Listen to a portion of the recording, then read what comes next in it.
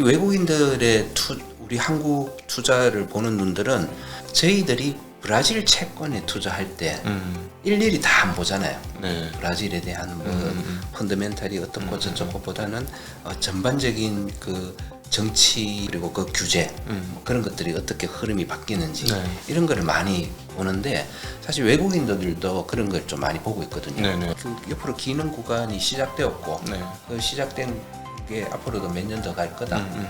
그냥 그 과정의 한 해. 네네. 라고 보고 있죠. 전 내년도도 계속 그냥 행보 장세 정도로 보고 있고요.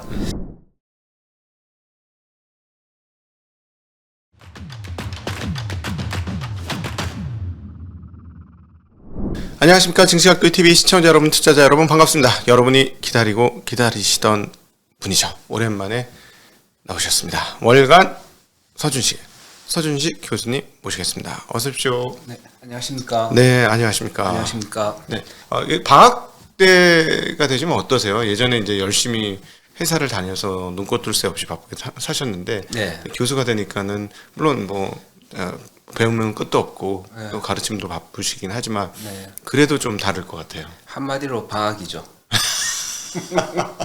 방학 그 자체죠. 아, 네, 저는 네. 뭐 방학 때 되면 최대한 뭐 주어진 환경 안에서 네.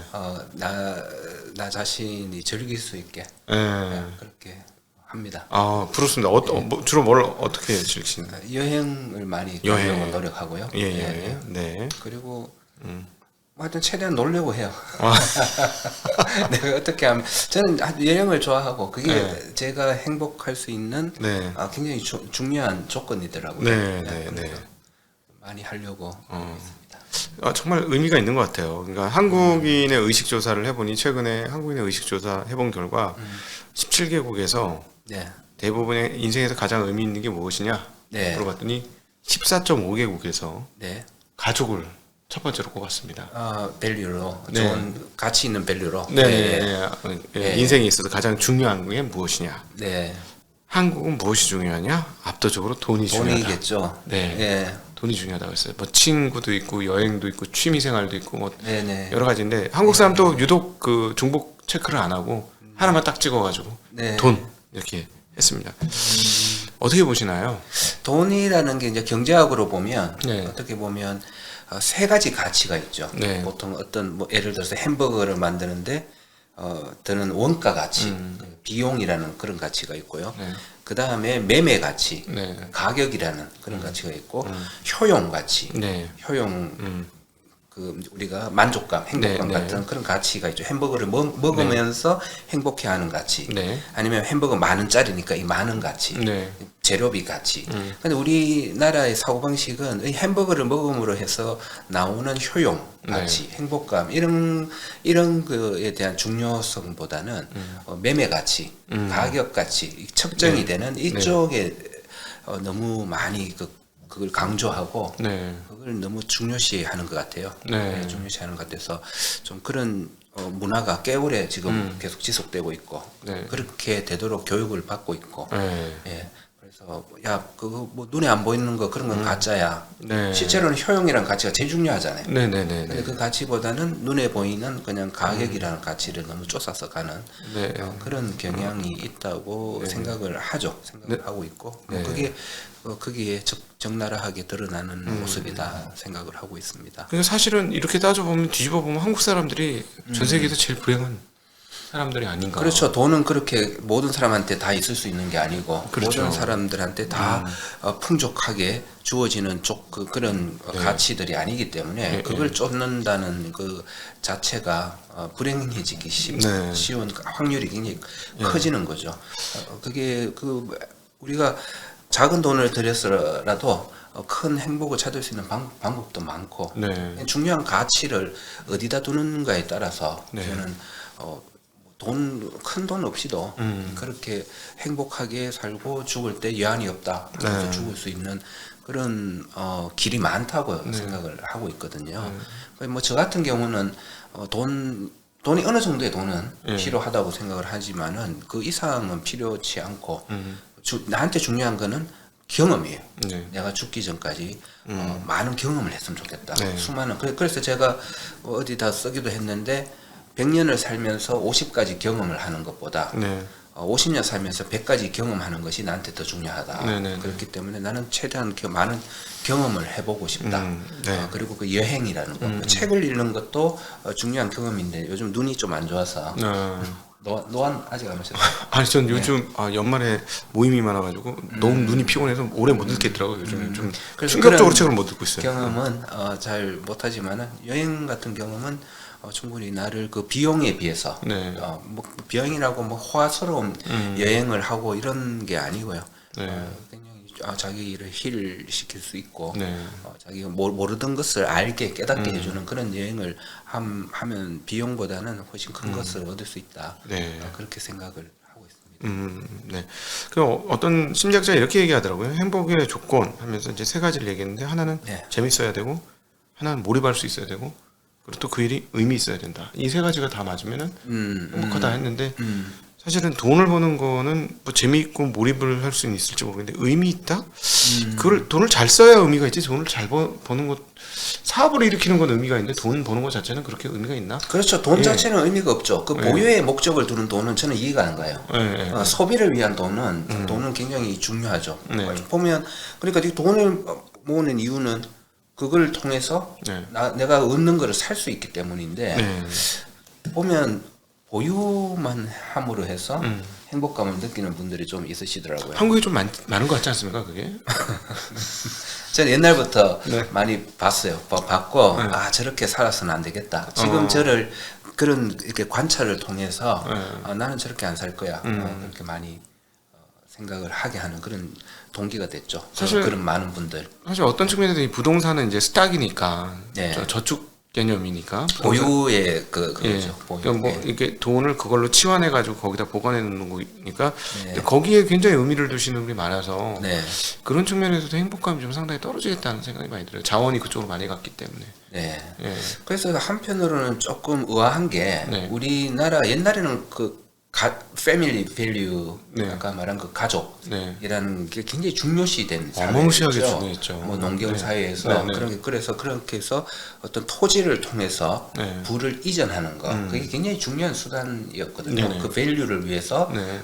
그런 게 중요했다면 지금은 패밀리 밸류가 많이 떨어졌어요, 그죠? 우리나라는 뭐 가족보다는 돈이고 그래서 돈이야 하는 거라고 할 때는 나는 행복 뭐 이런 거 네. 뭐 돈으로 나는 행복을 살 수 있어, 즐길 수 있어 그런 거 좀 하고 싶어 이런 얘기인 것 같은데 의외로 또 투자 대상으로는 그거를 계속 보유를 하고 보유한 것을 계속 그 대대로 전달시키는 그쪽을 원하시는 것 같아서 좀 약간 이율배반적이다. 네. 나는 그렇게 생각해요. 돈은 소비를 함으로써 그 효용을 얻기 위해서 네.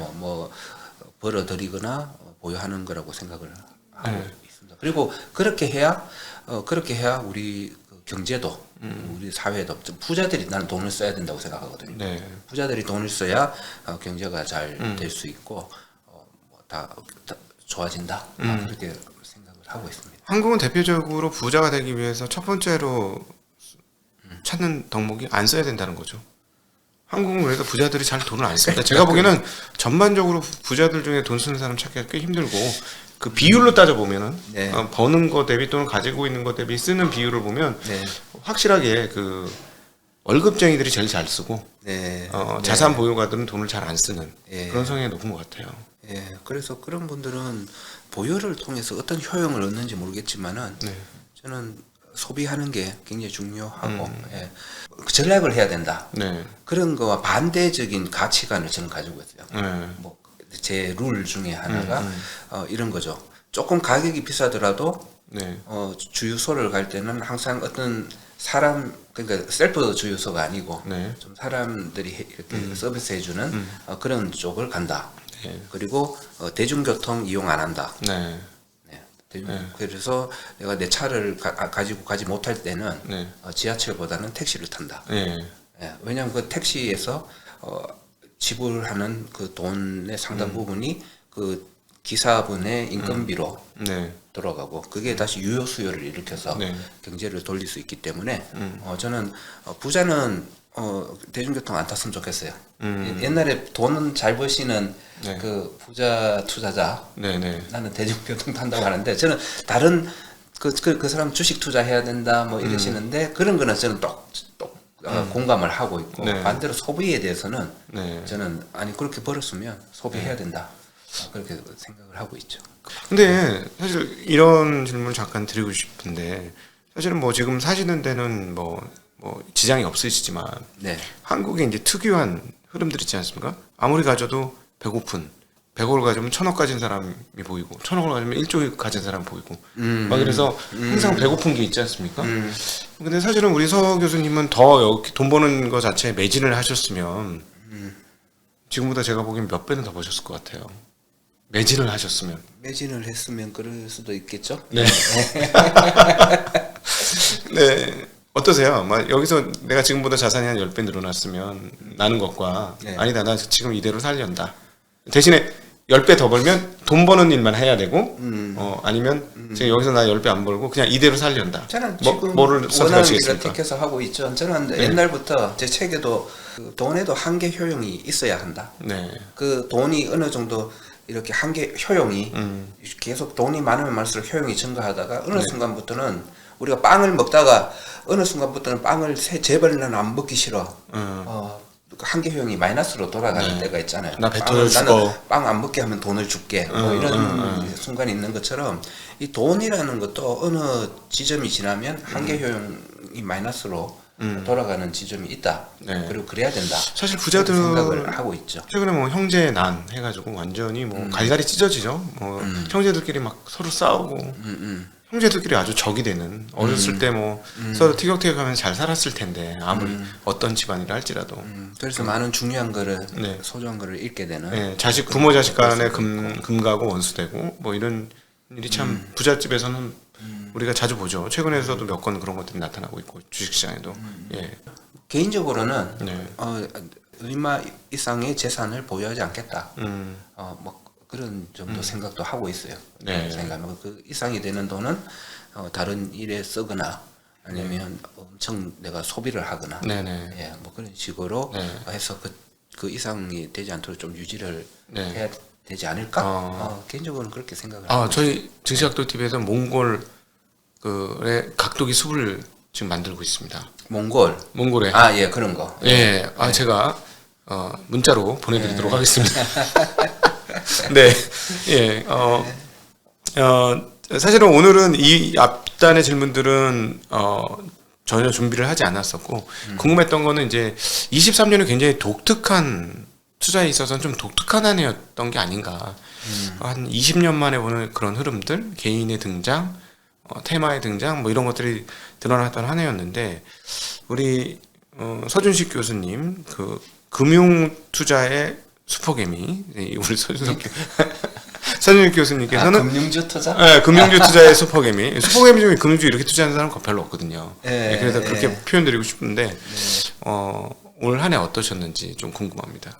네, 안 그래도 지금 이제 우리 한 학기 동안 네. 우리 학생들한테 네. 학생들하고 수업을 해서 학생들이 만든 또 매년 발간되는 네. 이 책자 네. 안내서죠. 개미들을 위한 투자 안내서 세 번째 발간 네.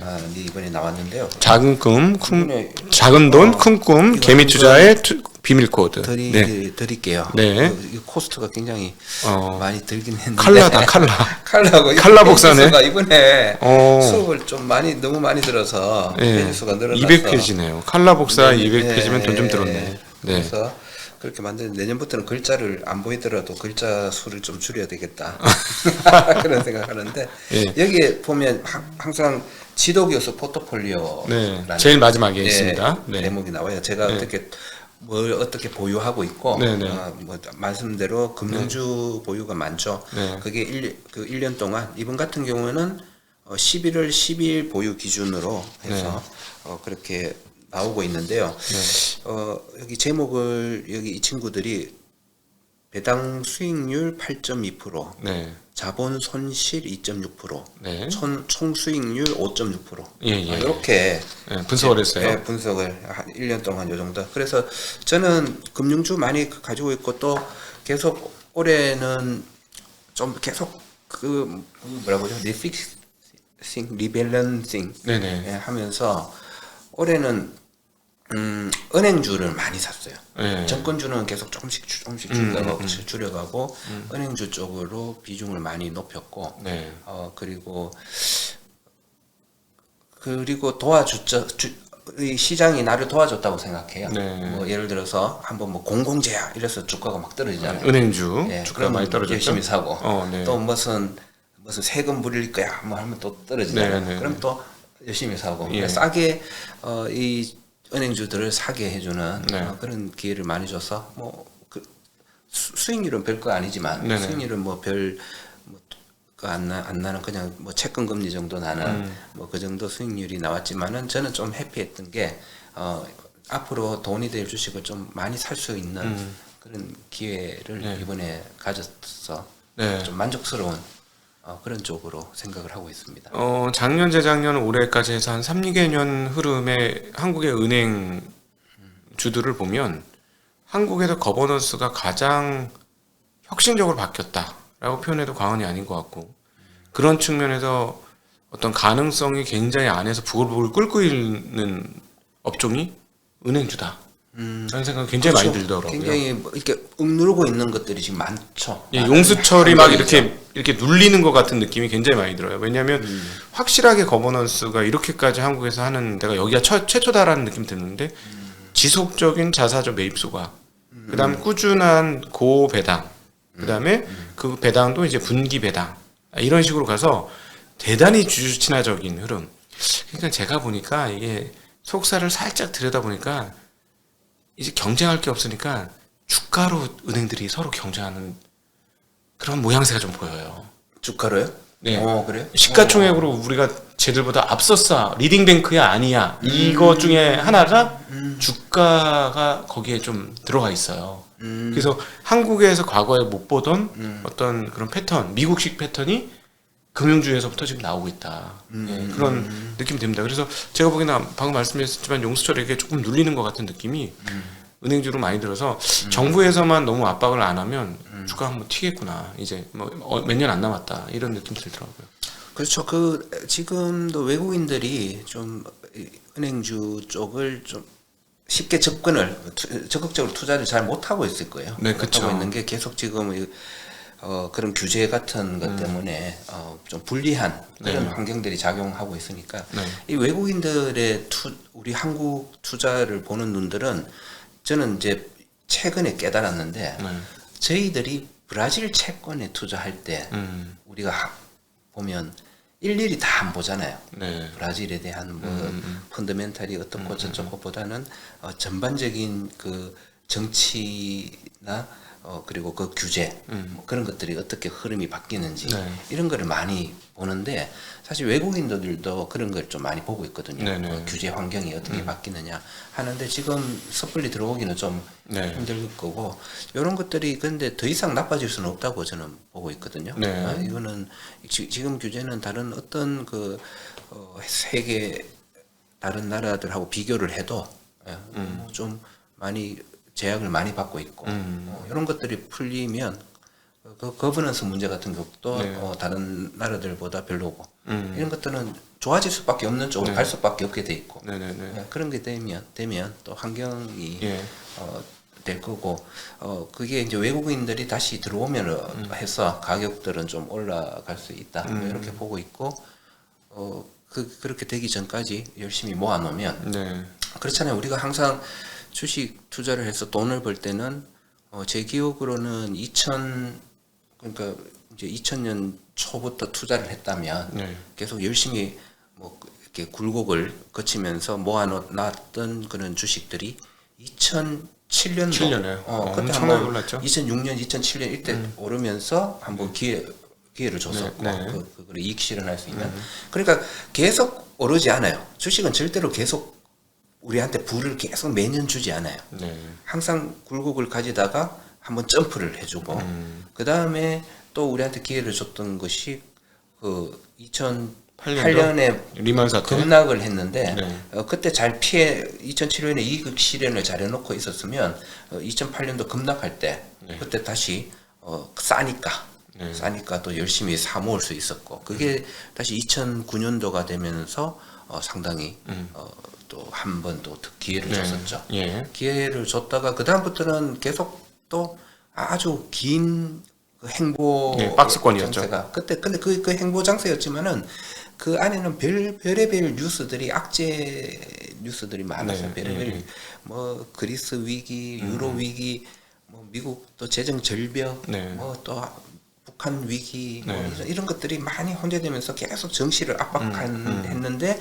사실 주식 투자자들은 그거를 주식을 사모으는 기회로 봐야 되는 네, 거죠. 네, 예. 절대적으로 가치 대비 가격이 싸고 그러니까 열심히 모으고 그리고 그 열심히 모은 게 2020년 21년인가요? 2020년, 20년 그 사이죠. 네. 20년 한 3월 이후부터 네, 그때부터 이제 많이 네. 그 이익을 한번 또 이 재산을 한번 점프시키는 그런 게 됐고 지금은 그래서 저도 지금은 이제 모으는 국면이다. 네. 계속 주식을 계속 모으고 뭐 조금 오르면 또 약간 살짝 줄였다가 또 다시 또 행보 장세면 또 모으고 네.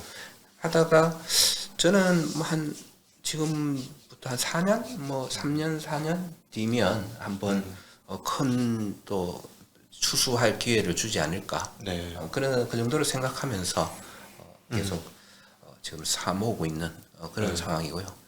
그래서 그랬잖아요. 제가 우리 딸내미 책상 안도 열어본다고. 예. 떨어진 동전이 맞는지 떨어진 동전이 있으면 그걸로 네. 주식 산다고. 네. 그리고 뭐 그러는 중이죠. 그런 중이고요. 예. 방금 전에 말씀하실 때 이제 그 외국인들이 한국에 들어오기는 좀 호락호락하지 않다.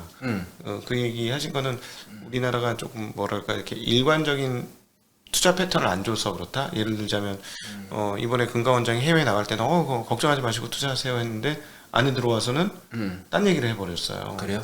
네, 은행들 뭐 이자가 너무 과하다, 뭐 이런 얘기를 이윤이 너무 많이 난다, 네. 이렇게 얘기를 해버리니까 네. 외국인들 입장에서는 영국에서 만날 때는 네. 투자하는데 전혀 맞아요. 투자자들은 항상 네. 그걸 물어보거든요. 우리나라 그거 어쩔래 그거. 네네네.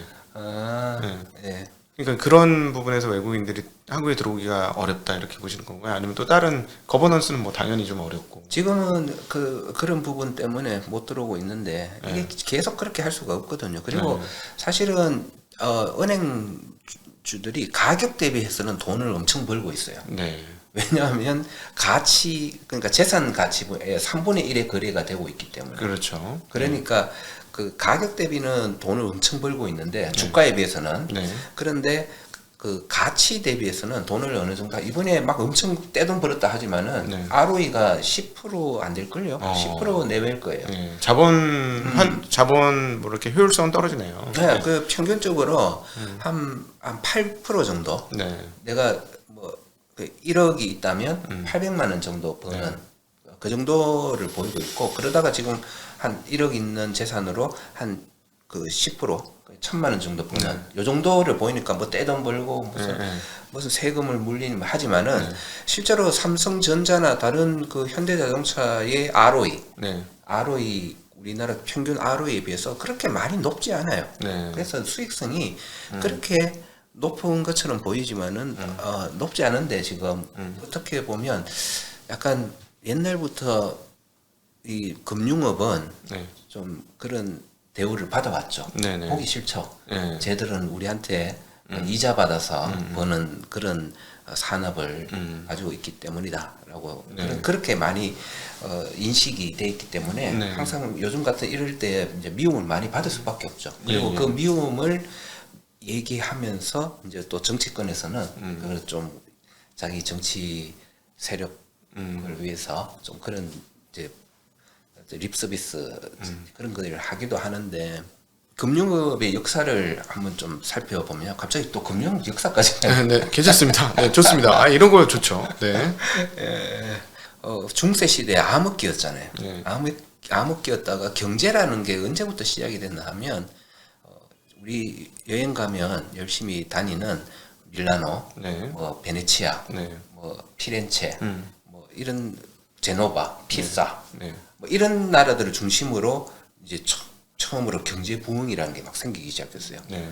대부분 보면 그냥 왕과 귀족만이 돈을 가지고 있는 이런 나라들에서 그런 소도시 이제 경제를 통해서 일어나기 시작했는데 그 핵심은 금융업이었어요. 네. 각 유태인들이 그 금융업을 장악하고 있는 그런 도시들이 그 유태인들의 금융을 가지고 산업을 일으켰죠. 네. 그걸 가지고 장사하고 상업하고 뭐 그런 걸 하면서 이제 그렇게 일었었고 각 다른 나라들도 그 유태인들 금융을 중심으로 해서 그 전에 암흑기여서 다시 이제 햇볕을 보는 경제 그래서 서민들 중산층들도 좀 돈을 조금씩은 맛을 보는 네. 이제 그런 사회가 되다가 네. 스페인이 굉장히 중요한 해죠. 그 1492년 1492년이 굉장히 네. 중요한 해잖아요. 예. 그 통일하고 네. 그쪽 스페인 통일을 최초로 하고 네. 그리고 그 미국 미대륙 발견한 그때 네네 신대륙 발견한 해지요. 네. 신대륙 거기- 발견한 해이기도 하고 네. 엘콘키스타, 예, 그 저기 그 이베리아 이쪽 반도 통일. 예, 그라나다를 완전히 통일한 해. 예, 그걸 성공하니까 좀 흥분했나 봐요. 예. 뭘 또 하죠?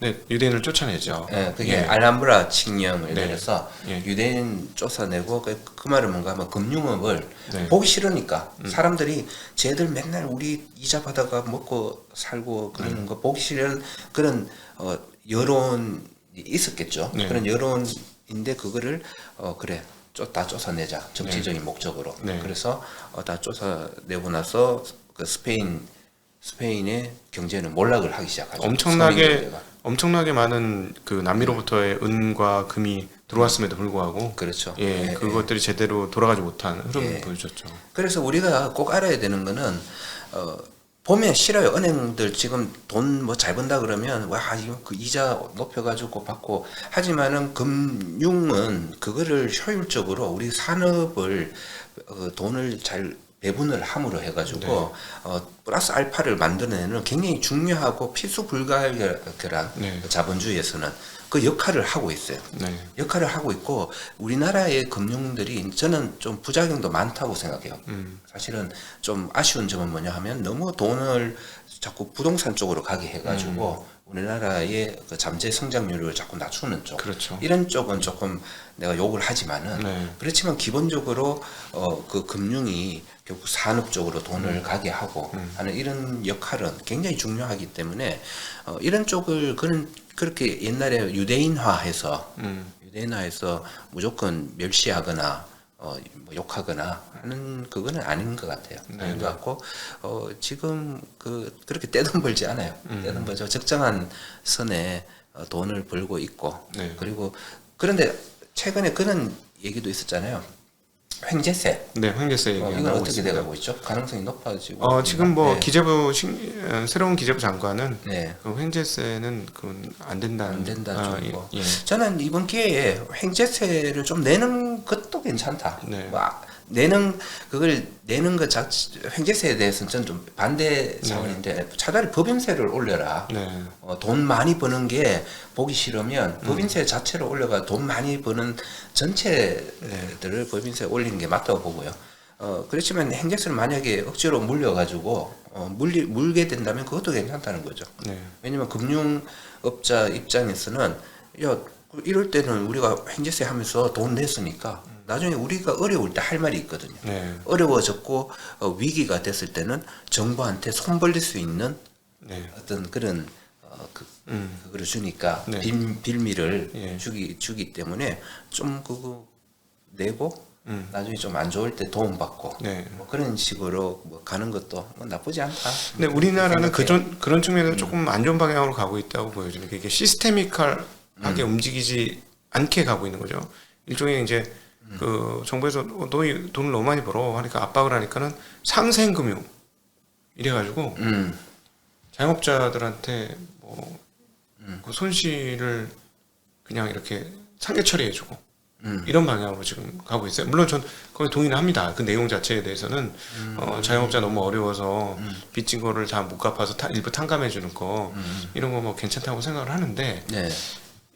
저는 이게 뭔가 시스템으로 딱딱 맞아서 돌아갈 수 있도록 그 구조화되는 게 굉장히 영속성이 있다고 그런 측면에서 중요하다고 생각하는데 누가 와서 이렇게 한마디 툭 얘기하고 누가 와서 저만 한마디 툭 해서 거기에 따라 이쪽으로 갔다 저쪽으로 갔다 이거는 발전이 아닌 것 같아요. 맞아요. 지금 그거 정리돼야 돼요. 시스템화되고 규제든 규칙이든 그거는 일정하게 이제 미래 계속 영속성이 있는 그걸로 체계가 잡혀져야 되고 지금 그게 잘 안 잡혀져 있다는 게 금융주에는 악재고 가격을 계속 이렇게 싸게 거래되게 하는 요인 중 하나고 그렇다면 근데 그거는 앞으로 되게 규제들이 어느 정도 그 스탠다드화 될 거고 이렇게 될 거고 그런 걸 하기 위해서 여론들이 이제 모여지고 이제 그런 과정을 거쳐야 될 거고 그걸 거치는 과정에서 저는 그 저평가된 그 가격들은 다시 좀 좋은 쪽으로 갈 거다. 그렇게 생각하게 돼요. 지금 너무 불확실하잖아요. 그런 부분들이. 그래서 외국인들이 투자를 기피하고 있고. 그렇지만은 불확실성이 그쪽으로는 많이 줄어들 거다. 그렇죠. 그래서 오히려 그 브릿지론이라든가 요즘에 PF가 문제가 되고 있는데 그런 거는 그냥 빨리 터뜨리고 알아서 이제 시장의 판단을 받게 하고 이게 누구는 구해주고 누구는 살려준다는 기준은 그건 사실은 금융권이 가장 잘할 수 있는 거 아니겠습니까? 그건 금융권이 할 수 있도록 마련을 하고 그냥 어떤 외부적이거나 정치적인 힘에 의해서 살려줘야 돼 아니면 안 돼 뭐 이렇게 하다 보면 나중에 또 무슨 말들이 나오고 할 테니 어떤 정확한 기준에 의해서 살릴 기업 살리고 죽일 기업 죽이면서 지난번에 우리가 많이 얘기했던 부분이고요. 그렇게 가야지 이게 금융이 더 발전하고 금융이 더 그렇게 어떤 딱 짜임새 있게 돌아가야 사람들이 이거를 경기의 룰로 생각해서 이 룰대로 해서 나는 한번 해보겠어 이렇게 되는데 룰이 그때그때 바뀌면 뛰는 선수들이 너무 헷갈리게 되는 거 아닌가. 금융은 일종의 하나의 룰이 아닐까. 맞아요. 그런 생각이 많이 듭니다. 뭐 책에 이제 잡혀지겠죠. 뭐 지금 당장은 아니더라도 뭐 점점점 잡혀지는 쪽으로 나는 갈 수밖에 없다. 실제로 이제 대형은 그러면 이제 그 줍줍 가격이 떨어져서 줍줍 그리고 올라갈 것 같았는데 또 뭐 여러 가지 그 정치적 압력이 나와서 또 떨어져서 줍줍 하신다고 했는데 올 한 해는 어떻게 보세요? 올 한 해 2023년 이 시장 전체에 대한 어떤 올 한 해 감상 평가? 저는 기본적으로 그 주가가 작년도에 좀 큰 폭의 하락이 있었잖아요.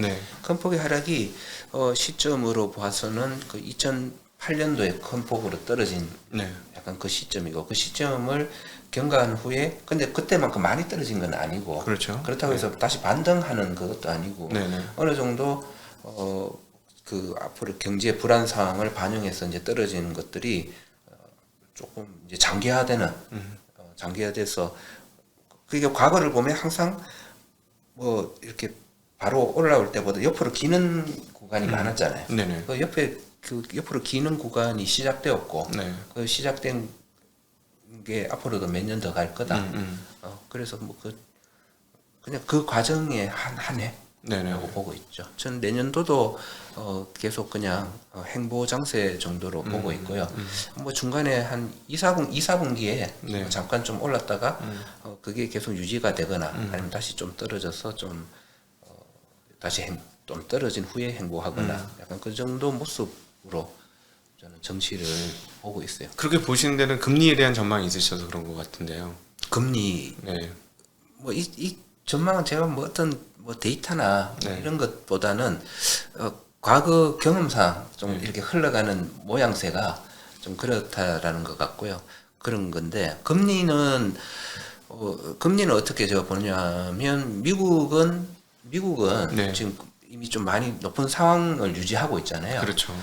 근데 시장은 지금 엄청 지금 빨리 떨어지기를 기대하는 것 같더라고요. 시장 기대보다는 조금 느리지만은 미국은 좀 인하는 뭐 조금 할 수 있다. 왜냐하면 워낙 이미 높은 수준이기 때문에 조금은 지금보다 조금 낮춰도 네. 사실은 긴축 국면이 지속되는 거거든요. 네네. 뭐그 정도 조정은 가능하다. 네. 그렇지만은 그 인플레 확인, 그 인플레 안에 들어가 있는 그 주거비 이런 게 완전 확인되어야지 네. 확인되어야지 좀 큰 폭으로 내릴 수 있고 좀 그렇게 보고 있고요. 예. 그래서 미국은 조금은 좀 하락할 가능성이 높다. 지금 미국이 오피스 빌딩 같은 거는 난리가 났잖아요. 예, 공실이 많이 터지고 있죠. 공실이 터지고 있고 가격 자체가 네. 미국은 부동산 가격 전체가 지금 떨어지고 있고 네. 주거비는 주거비는 좀 더 복잡해요. 네. 오피스 빌딩보다 복잡하기 때문에 네. 바로 떨어지지 않고 있지만은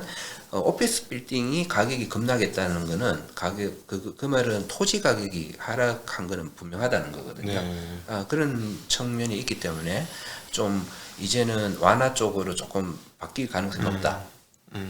그렇지만 한국은 지금 기대를 많이 하고 있죠. 금리 인하. 네. 제가 이번에 그 자산 운용사들 평가하는 네. 그런 자리에 좀 있어봤는데 한 13군데인가 14군데 자산 운용사 프리젠테이션을 받고 나서 내가 질문을 금리 어떻게 보냐 하니까 다들 한 2번 정도, 네. 2번 뭐 3번 이렇게 금리 인하 쪽으로 한국. 예, 모두 네. 한 군데도 뭐 유지나 예외 이런 없이? 데는 예외 예. 없이 그렇더라고요. 왜 조금 기분이 이런 거는 좀 위험한데 라는 생각은 조금 들었는데 이미 그거를 반영하고 있더라고요. 네. 지금 보면 한 3번 정도 금리 인하하는 걸 반영한 그 금리 3년물, 10년물 이런 것들이 벌써 서너 번 뭐 금리 인하를 반영을 하고 있어요. 네네. 그럼 그만큼 지금 만약에 그만큼 금리가 내년도에 빠지지 않으면 큰 그 좀 충격이 또 올 수 있는 네. 뭐 그런 상황인데 우리나라 금리는 미국보다는 조금 인하가 좀 저는 개인적으로는 좀 느릴 것 같고요. 네. 좀 더 천천히 할 것 같고 그리고 한다 하더라도 큰 폭으로 하기는 어렵다. 예. 왜냐하면 이미 미국처럼 많이 올리지 않았고 이제 뭐 3.5 수준 네. 이 수준은 애매하거든요. 네. 그렇게 완벽한 그 긴축이라고도 좀 하기도 어렵고 네. 그래서 이거를 그냥 오히려 유지할 가능성이 꽤 있고 그 뭐 저는 내리는 거는 확실하게 가계부채가 감소세로 보이면 그러면 한두 차례 왜냐면 경제가 나쁘기 때문에 네네네. 한두 차례 뭐 내릴 수는 있다. 뭐그 정도 보고 있는데 네. 전반적으로 이런 금리의 흐름들이 주식 시장이나 그리고 그 뭐 다른 시장에 크게 영향을 주는 국면은 아니다. 네. 예, 뭐 이 금리 가지고 좀 길게 보면 금리 가지고 뭐 이게 주가가 많이 움직이는 국면은 아니고 이미 오히려 올해 그런 금리에 대한 기대가 네. 많이 좀 반영된 부분들이 다른 자산 가격에도 네. 좀 반영된 그런 부분들이 좀 있지 않나 네. 그렇게 생각을 하고 있죠. 그래서 미국 같은 경우는 저는 좀 조정 받아야 되지 않나? 그러니까 미국 뭐 우리는 사실 가치 투자자들은 네. 가격 전망 안 하니까 네. 미국은 비싸다, 네. 한국은 싸다. 예. 그게 내년에 어떻게 반영될지 모르지만은 저는 미국 주식은 조금 하향되면서 한국 주식은 그래도 더 빠지기는 너무 싸니까 네. 좀 행보 쪽으로 가고 또 당분간 그렇게 꽤 오랫동안 가는 게 아닌가 생각하고 있습니다. 예. 이번에 이제 학생들하고 만들었던 작은 돈, 큰 네. 꿈, 개미 투자의 비밀 코드 이걸 한번 어떤 내용으로 담고 있는지 좀 소개해 주셨으면 좋겠고 이거를 저희가 링크를 저희 링크 영상 주실 밑에다 건가요? 영상 네, 밑에다 넣어도 고맙습니다. 될까요? 네네. 네네. 예. 예. 여기는 두 가지로 나뉘어요. 그 경제 이슈에 대한 분석들, 네. 이 팀들이 경제 이슈에 대한 분석들 여러 가지 문제, 가계 부채 문제도 있고요. 또 뭐 IRA 문제 같은 것도 분석해 놓은 게 있고 네. 특이한 것은 이거는 삼성전자 우선주, 네. 삼성전자의 수익률 향상 전략이라는 제목을 네. 이렇게 냈는데 이게 뭐냐면 삼성전자를 장기 보유하면서 네. 삼성전자 우선주랑 교체 매매를 통해서 플러스 알파의 수익을 얻는 뭐 그런 얘기를 해요. 일종의 아비트라지인가요? 아비트라지 스프레드 거래죠. 네, 스프레드. 스프레드 네. 거래를 하죠. 보면 이 삼성전자 주식과 삼성전자 우선주 주식 괴리가 넓어지면 네, 우선주를 사고 뭐 이런 식으로 네, 투자를 네, 해서 플러스 알파 어차피 삼성전자 주식은 가지고 있으면서 네네네. 이제 이런 얘기를 하는데 예. 요게 보면 전문가들한테는 뭐라고 불리냐 하면 페어 트레이딩이라고 하죠. 네네. 페어 트레이딩에서 어떤 비슷한 종류의 주식을 그 심리치 분석을 통해 가지고 이렇게 교체 매매를 하면서 그 헤지 펀드 같은 경우는 비싼 거는 그런 거를 페어 트레이딩을 하면서 비싼 거는 숏을 치고 예, 그렇죠. 싼 그렇죠. 거는 롱을 치는 식으로 예. 위험을 크게 해서 투자를 하고 네. 인덱스 펀드 같은 경우는 어차피 가지고 있는 거니까 네. 이거를 살짝 비슷한 거 하고 교체를 하면서 추가 수익을 내는 전략으로 예. 전문가들이 많이 사용하는 네. 거고 그래서 이거를 하고 있길래 나도 이거 하고 있어. 나는 금융주로 하고 있어. 하고 학생들한테 얘기하니까 그 얘기도 아마 잠깐 실렸을 거예요. 저는 우리 금융 지주하고 지주와 기업은행을 네. 기본적으로 가지고 있으면서 이 두 개의 은행주 성격이 비슷하니까 네. 괴리가 벌어지면 이쪽을 사고 이쪽을 팔고 네. 이런 거를 반복하거든요. 네. 뭐 그래서 이런 거 좀 반복을 하면 뭐 한 10% 수익이 날 수 있고 뭐 배당으로 뭐 10% 가까운 수익 내고 뭐 이런 식으로 하면 길게 가면 뭐 큰 수익이 날 수도 있는 뭐 그런 쪽인데 뭐 그런 내용도 담겨 있고요. 그리고 뭐 부동산 관련된 내용도 꽤 많이 있었어요. 예전에 이렇게 많았나 싶을 정도로 예. 부동산하고 금리에 대한 이야기도 금리 담겨져 얘기도 있습니다. 있고 예. 그리고 또 좀 특이한 것은 브라질 채권 얘기도 있고요. 네. 브라질 채권 얘기도 있고 이번에 저는 여기 이 분석을 보고 나 처음으로 관심을 가져서 네. 어디에다가 조금 투자를 해봤는데 네. 어디에다 했나 하면 네. 네. 튀르키예 채권에다가 투자를 금리가 처음으로 굉장히 높죠, 튀르키예는. 30% 정도인데 지금 제가 사기 시작한 지금 조금 지나서 지금 28% 네. 뭐 약간 조금 금리가 떨어지고 있더라고요. 네네. 그래서 좀 사다가 말았는데 네. 이런 것도 재밌어요. 네. 28%짜리 그 28% 30%면 10년 동안 투자하면 네. 어느 정도인가 하면 10,000원을 투자하면 네. 10년 뒤에 한 몇 배 갈 것 같아요. 그러면은 2배, 한 14배 정도. 네. 14배 정도 되거든요. 네. 네. 그 말은 뭐냐 하면 환율의 하락 속도가 한 14분의 1, 10년 동안 14분의 1이 되면 똔똔이라는 거예요. 예. 네. 그러면 그 환율의 하락 속도와 이 채권에서 나오는 그 이자의 복리 이자의 속도하고 이 경쟁이죠. 네네. 이 투자의 핵심은. 네네. 그런데 이거를 한다는 거는 환율 하락 속도보다 이 금리로 인한 복리의 14배에 이르는 그 속도가 더 빠를 것이다. 네네. 이제 이렇게 보면 그렇게 이제 이 채권을 투자를 하는 거고요. 네네. 근데 제가 이제 그래서 이거를 보고 정권에서 좀 알아보니까 몇 군데에서 팔기는 팔더라고요. 네네네. 그런데 10년짜리는 없고 네. 한 5년 가까운 그런 그 채권이 있어서 일단 좀 사보긴 했는데 예. 이런 거 한번 보시면서 관심을 가져보시는 것도 네네. 조금 투자에 이런 것도 있구나. 네. 재미삼아 해보시는 것도 네. 재미삼아 해본다 하는 상황이 좀 그런. 근데 이제 네, 투자 네. 그룹들이 굉장히 많더라고요. 이게 그 여러 친구들이 정말로 많은 아이템들을 올려놔가지고 수십 네. 개가 넘는 아이템이 있어요. 개별 기업들에 대한 개별 기업은 분석도 그렇죠. 있고.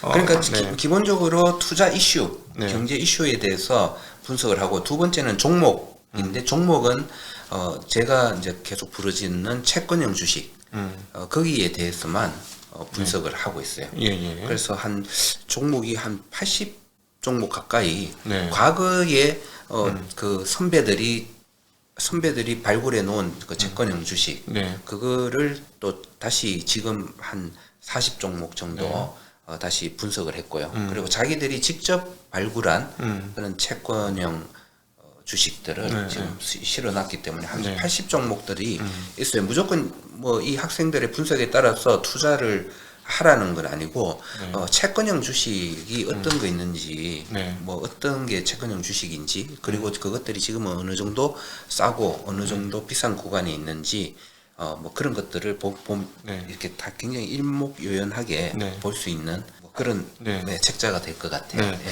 근데 보면 좀 뭐랄까요, 파릇파릇하다 느낌 그런 게 있습니다. 그런데 그러다 보면 우리 어린 친구들은 이런 시각으로 이거를 보고 있구나 하는 그런 것들이 재미난 것 같아요. 작년도에 학생들이 제가 그 여기 분석해 놓은 것 중에서 네. 제일 괜찮았던 거는 포스코 홀딩스였어요. 네. 포스코 홀딩스를 그때 그 학생이 여기 제안하면서 뭐라고 했냐면 이제는 더 이상 철강주가 아니다. 네. 그러니까 2차 전지 그 얘기를 담아 놓았더라고요. 네네네. 그 포스코 홀딩스가 20만 원대인가 뭐 굉장히 쌀 때 예, 예. 이미 네. 그래서 굉장히 그때 인상 깊었었고요. 네. 어떤 이런 여러 종목들을 학생들의 시각에서 지금 분석을 네. 해놓고 있습니다. 네네. 저희가 이 내용들은 재미삼아 보실 수 있도록 저희 그 영상 바로 밑에 링크를 걸어 놓도록 하겠습니다. 그러면은 그 링크를 보시고 들어가셔서 한번 직접 보시면 좋을 것 같고, 눈이 안 보시는 분은 좀 크게 출력해서 보셔도 될 것 같고, 글씨는 작진 않습니다. 네. 글씨는 제 기준에 맞춰서 그런데 이제 또 앞으로 줄여야 될 것 같아요. 네. 너무 두꺼워서. 네.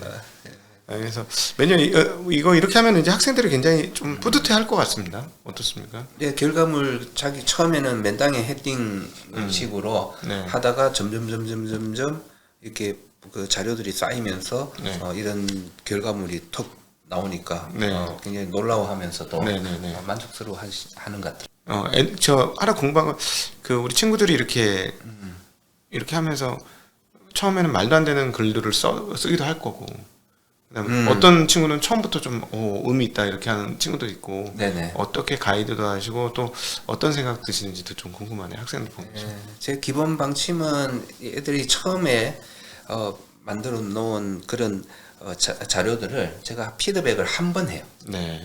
한 번 정도 하고 그 다음에는 그 피드백을 가지고 학생들이 완성본을 만들어 오면 그 다음에는 거의 손대지 않고 네. 그렇게 넣는 거고요. 그래서 그런 과정을 거치는 거죠. 우리가 보통 일반 회사나 금융사에 가면 보통 자기들의 생각을 리포트를 초안을 작성을 하고 네. 그리고 상사로부터 피드백을 받고 네. 피드백을 통해서 완성본을 만들어서 제출하는 그런 네. 과정을 여기 비슷한 과정으로 했어요. 그래서 학생들도 그런 경험을 한번 해보면 네. 나중에 사회 어디를 가서라도 조금 도움이 되지 않을까 네네. 그런 생각에 이런 수업을 하고 있습니다. 네. 특히 채권 흥미롭지 않아요? 내가 매년 네. 올해 투자한 요 채권 네. 금액을 떠나서 네. 여기 지금 수익률이 어떻게 되고 있는지 그거 한번 체크해 드릴게요. 예. 튀르키예는 정말 튀르키예 부동산에 관심이 많이 가더라고요. 거기는. 왜냐면 너무 통화 가치가 너무 많이 떨어져가지고. 터키도 올리브 농장이 있을까요? 올리브 농장 이런 거 사면 네. 충분히 있을 수 있는 땅. 너무 땅도 넓고 너무 비옥한 땅이죠. 네. 예. 옛날에 브라질 환율이 너무 떨어질 때는 저기 가서 커피 농장을 사면 좋겠는데 이런 네. 생각을 했었는데 예. 지금 맞아요. 네. 뭐든 채권이든 뭐든 그쪽이 지금 뭔가 싼 게 많을 거니까 관심을 네. 가져보는 것도 괜찮다고 생각합니다. 네네. 네. 자, 이제 24년이 새로 시작됩니다. 우리 투자자분들에게 24년 맞이하면서 당부해 주시고 싶은 말씀 그런 게 있다면요. 해는 넘어가지만은 기본적으로 그 한 해는 절대로 투자의 단위가 아닙니다.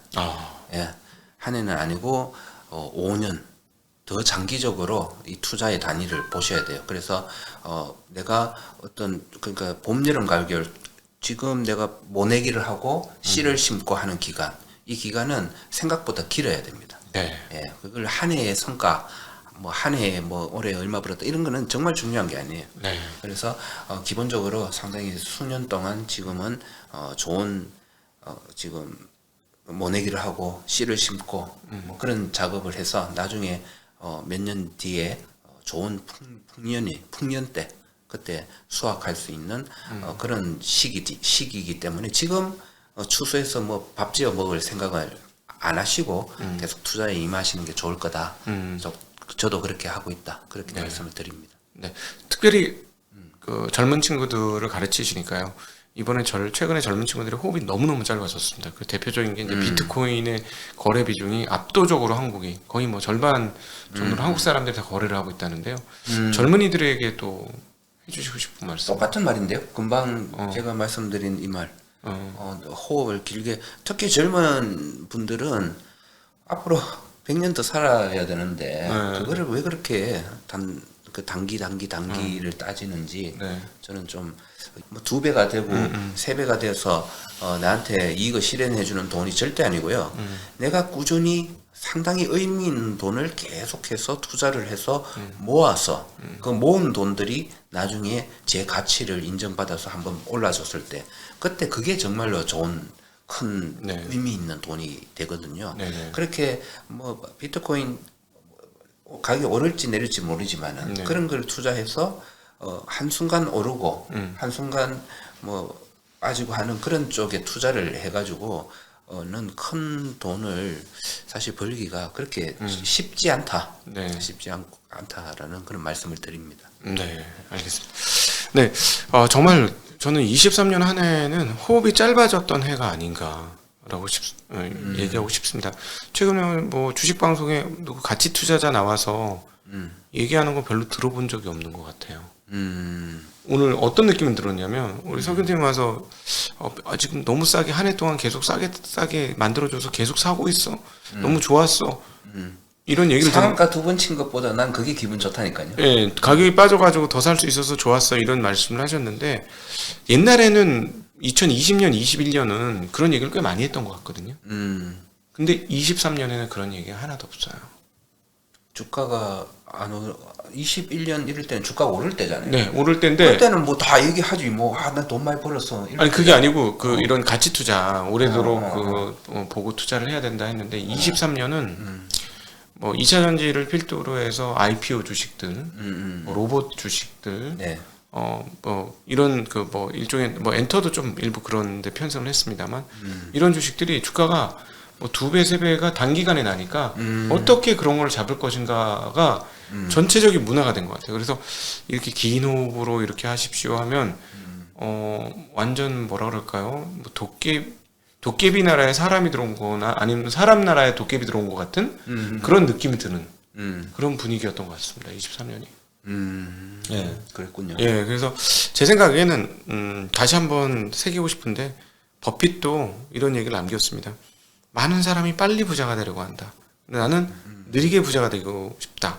그리고 급한 사람의 주머니에서 느긋한 사람의 주머니로 돈이 이동하는 게 이 시장이다.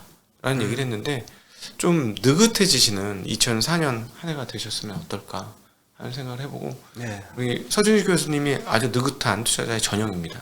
그렇죠? 네. 예. 혹시 또 끝으로 아니요.